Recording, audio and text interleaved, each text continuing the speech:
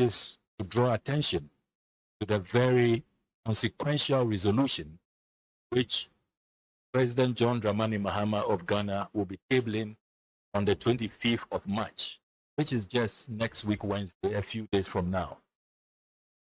This is a resolution seeking to declare the transatlantic slave trade as the gravest crime against humanity. For more than 300 years, Africans were treated as property, were tortured, humiliated, raped, and forced out of the continent, over 12.5 million of them, in the most dehumanizing and despicable circumstances.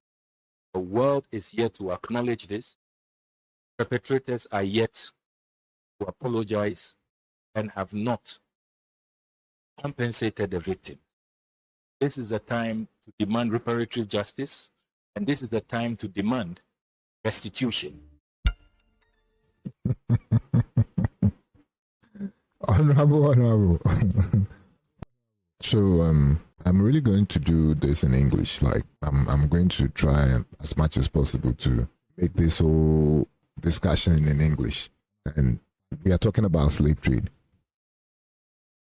One thing people should know is we don't have to approach this with the modern way of viewing things. You know, it makes us approach this thing anachronistically. But we do. So, you know, Honorable, the only issue with this is that the very people that we are fighting for, the victims, you know, the direct descendants of the people that were traded during the slave trade era.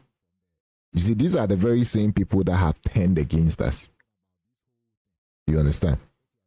This is a very important question we should ask ourselves. I mean, this is a good thing. What you are pushing for, we should go back in time 300 years from now and then criminalize the slave trade, and also make sure that the perpetrators, we cannot find the real perpetrators now, so we need to make sure that the descendants of the people who really participated in the trade are to make amends for it. They are to pay some form of compensation, or they are supposed to compensate the descendants of the victims. It's a very good charge, but there are challenges. One question that we should ask ourselves is why is it that the very people that we are fighting for, the very people we are trying to, you know, garner support for, the very people that we are trying to do this to make sure that, you know, the dignity, their dignity is restored, why is it that they have turned against us? Why? This is a good news. This is a good thing that you are pushing. But why is it that the people who are supposed to benefit from this, they rather have turned against us? We should ask ourselves. They are calling us all sort of names. They say we are hypocrites. Why? Why is nobody asking this? Why have the Americans turned their backs against us? Why? They are saying that for the role our ancestors played in the trade, we cannot come now and play victims. We cannot come now and act as if we were also, you know, sold during the trade, when in actual fact it was our ancestors who were partners to the trade. Our ancestors sold. So you cannot sell something and then come back years later and act as if you were also part of the victims. So this is it. That is the problem. For the fact that we benefited from the trade, the blacks are saying, or the black people of America are saying, that we cannot be the ones leading this campaign. It is very erroneous. It is very hypocritical for you. Oh, you the one that sold. You are now claiming a victim. A case in point is the Bible story of Joseph, when the brothers sold him out to the Egyptians. And then later he became a prime minister in Egypt. You understand? So imagine the brothers of Joseph playing victim, now accusing Joseph of rather selling them, and now they want compensation for that. How does it even make sense? That is exactly how we look, or the position we stand when we try pushing this. when we try furthering this agenda, when we try, going about and telling the world that, the slave trade, this, blah, blah, blah, blah, blah, blah, blah, and we should be compensated or there should be some form of restitution. It doesn't make sense. How do you sell something and then turn back and claim foul play? That is why they have turned their backs against us. We are not the right people to push. In fact, aside from the West, or let me say the larger black community, turning their guns at us, this effort is bound to fail because, first of all, it lacks, it doesn't even satisfy the general principles of legality. I mean, the nolum crimen sine lege rule. It doesn't even fit. You understand? You are seeking for us to go back in time and criminalize an act and then punish the culprits for it. In our own world, in our part of the world, the 1992 Constitution, which you, a legislator, you have sworn to protect, under Article 19.5, you cannot retroactively criminalize a conduct which wasn't a crime in its time of commission. You cannot do that. That is what the Constitution is saying. Simply, when something is not a crime, it is not a crime. No crime, no law, or no law, no crime. So the fact that now you are pushing for the world to recognize or accept the slave trade as a grievous crime, now you are pushing for that act that was done previously to be criminalized, and then people held responsible for it. Your own Constitution is saying you can't do that. When something is not a crime, it is not a crime. When later in time, that very act is declared a crime or is being instituted as a crime, then the law is supposed to take effect from the very day the law was put in place or established. You cannot go back in time and apply the law to the acts that were legal in their time. It doesn't make sense. This is the very reason why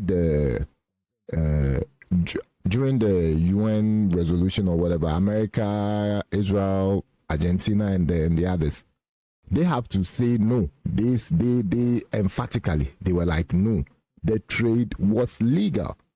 Europe had to abstain. Why? The trade was legal. So a legal trade, something that there is no law criminalizing it in its time or during the time that these acts were committed. You cannot come back later in time and then criminalize the same act and go back retroactively or retrospectively to apply the laws.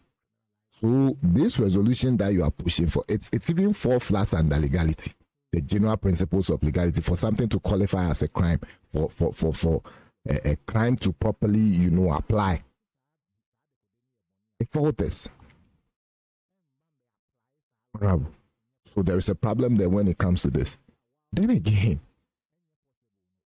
when you put this aside, I don't know why when the diaspora, when the black people came back and made this claim that Africans were complicit in the trade. I don't know why you didn't acknowledge our part, our complicity in the trade. I don't know why you didn't acknowledge. It would have been very, very, very simple for you to do that and then throw this thing away and continue with your life. But we decided to rather play games with it and act like it doesn't matter if Africans, it really matters if Africans were complicit. We sold. Aside from us, profiting from it and selling willingly, it was a trade. It was a trade. You see, we shouldn't confuse slave trade and slavery. I think that is what we do so much. You understand?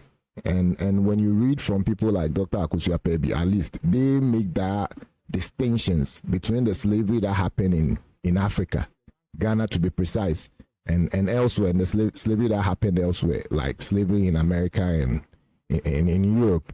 It was a two different thing. In fact, in Africa, in Ghana, our slave trade took a different shape and a different form, to the point that in our slave trade, we could even go to a different family and purchase people to come and form part of our own family. These are all slave trade.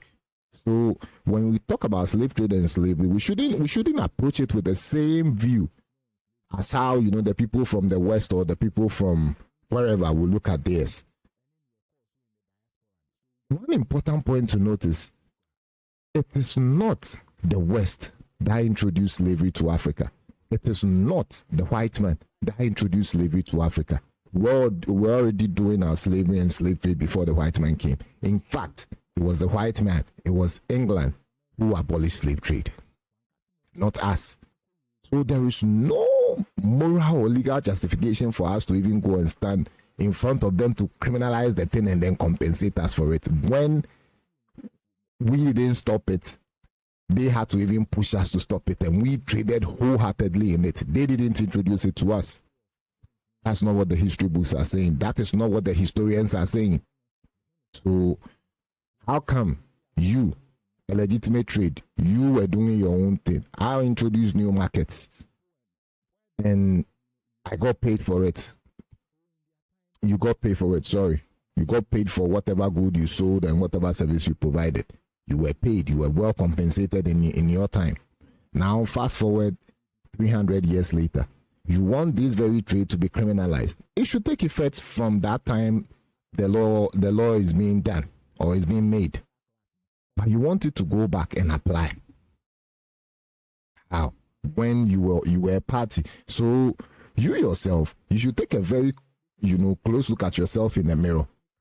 And realize the position, that the part you played, and also know that when compensation is being required from the perpetrators, you are also part of the perpetrators. You cannot play a victim.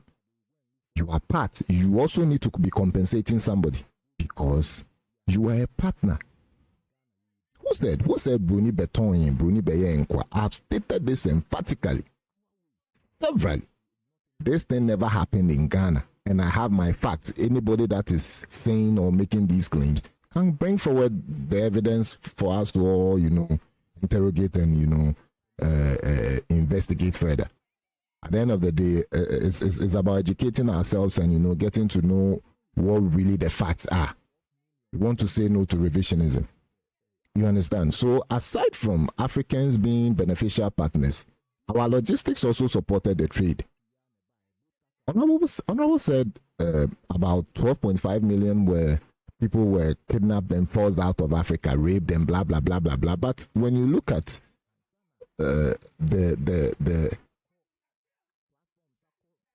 transportation, Africans control the transportation, up until the ships, because our deep harbors came into existence in the 20th century with Takoradi coming first.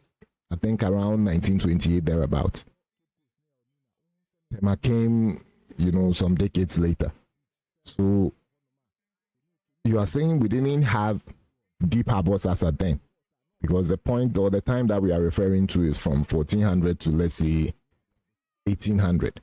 Slavery was well abolished by 1808.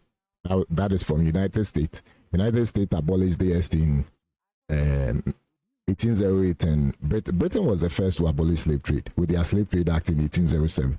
You understand? So we are talking about from, let's say, 1500 to 1800, 300 years.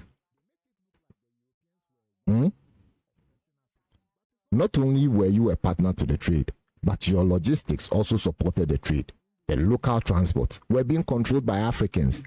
You understand? We didn't have seaport. The ships had to dock a mile offshore. They couldn't come all the way to the coast, so maybe a mile or two deep sea. And then they had to use canoes to come to the shore.